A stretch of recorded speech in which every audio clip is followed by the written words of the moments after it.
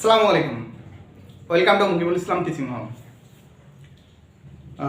Four security have the following expected return. এখানে চারটা security দেওয়া আছে এবং চারটা সিকিউরিটিতে এক্সপেক্টেড রিটার্নের মান দেওয়া আছে। এ আছে 12%, বি আছে 20%, সি আছে 15% এবং ডি আছে 10%। নিচে বলছে calculate the expected return for a portfolio constiting of all four security under the following condition. এখানে আমাদের কি করতে বলছে, expected return, portfolio expected return বের করতে বলছে। আমরা জানি পোর্টফোলিও এক্সপেক্টেড রিটার্ন বের করতে হলে আমাদের অবশ্যই ডাব্লিউ বা ওয়েটেডের মান লাগে, কিন্তু এখানে ওয়েটেডের মান দেওয়া নাই। নিচে কি কন্ডিশন দেওয়া আছে, কন্ডিশন অনুযায়ী ওয়েটেড নিতে হবে, অর্থাৎ ডাব্লিউর মান নিতে হবে।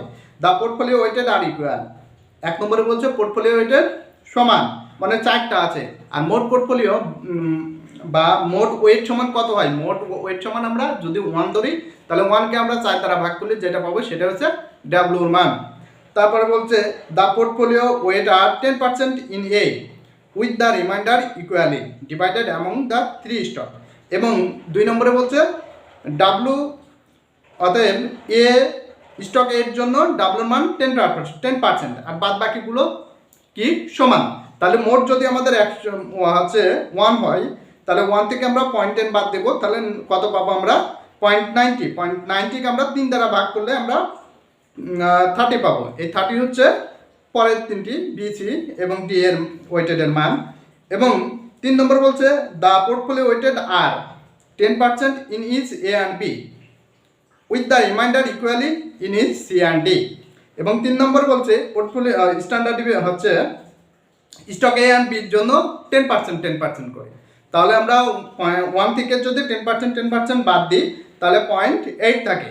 আর সি আর ডি অতএব দুইটা 0.8কে আমরা 2 দ্বারা ভাগ করলে 0.40 পাবো, তাহলে সিটির মান 0.40।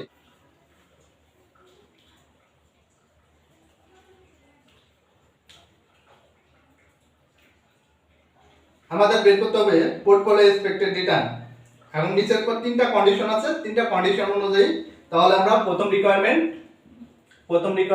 অর্থাৎ কন্ডিশন 1 অনুযায়ী করব। তাহলে আমরা কি পাবো, expected return A W A plus expected return B W B plus expected return C W C plus expected return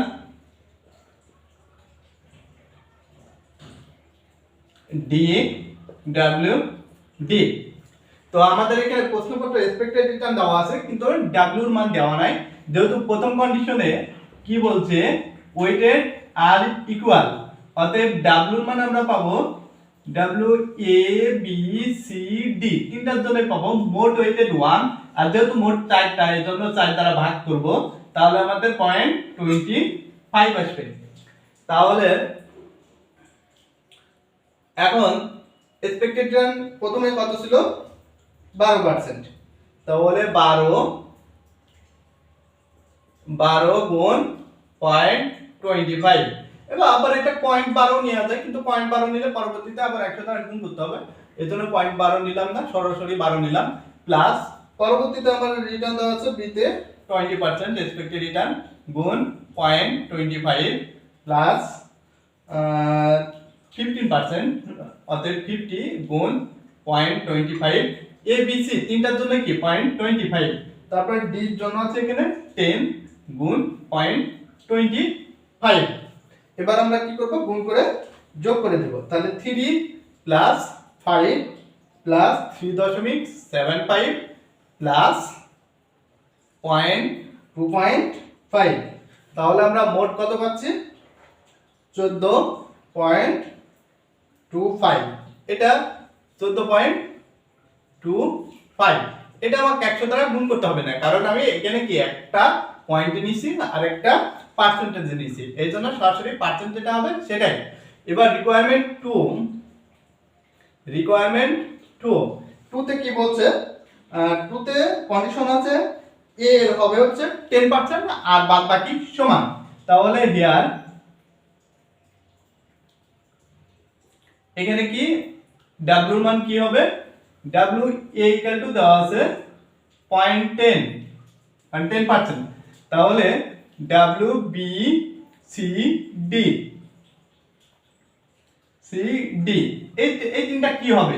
তাহলে মোট আমাদের কি ছিল 1 থেকে 0.10 বাদ দিব, আর যেহেতু তিনটা আছে 3 দিয়ে ভাগ করব, তাহলে কত হবে 0.30।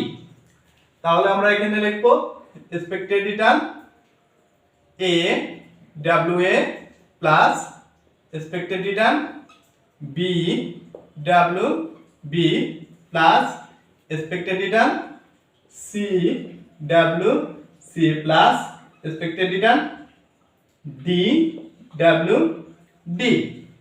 তাহলে এক্সপেক্টেড রিটার্ন প্রথম কত ছিল 12%, 0.12 গুণ এটা দেওয়া আছে ডাব্লিউ মান 10.10 প্লাস এক্সপেক্টেড রিটার্ন তারপর কত ছিল 20 20 গুণ এটা ডাব্লিউ মান কত, তিনটাই সমান এ বি সি ডি, তাহলে 0.30 যোগ 15 গুণ 0.30 যোগ 10 গুণ 0.30।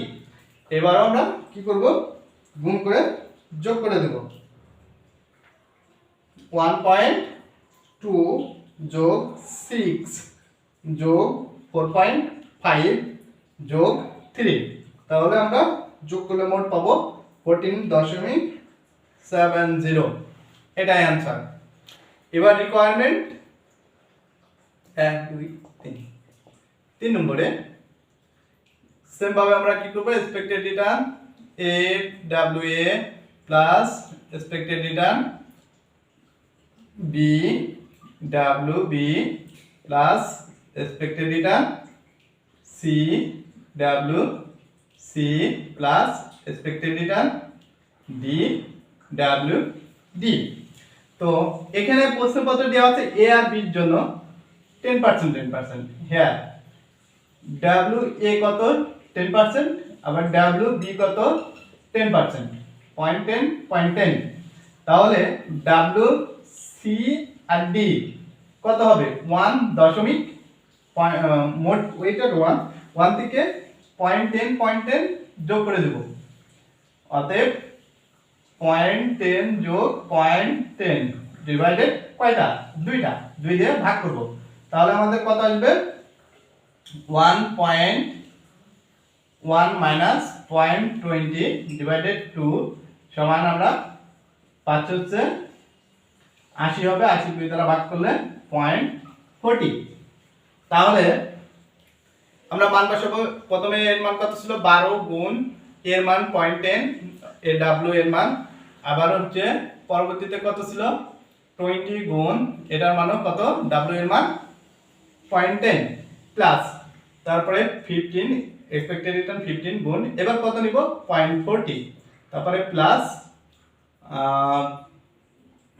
10 গুণ 0.40। এটা আমরা গুণ করে কি করব, যোগ করে দেব। তাহলে গুণ করে যোগ করলে আমাদের 1.2 আসবে, এটা প্লাস 2 আসবে, এটা 6 আসবে, এটা 4 আসবে, তাহলে আমরা মোটটা যোগ করলে आंसर পেয়ে যাব। এটাই হচ্ছে এই প্রশ্নের आंसर, খুব সহজ একটি অঙ্ক।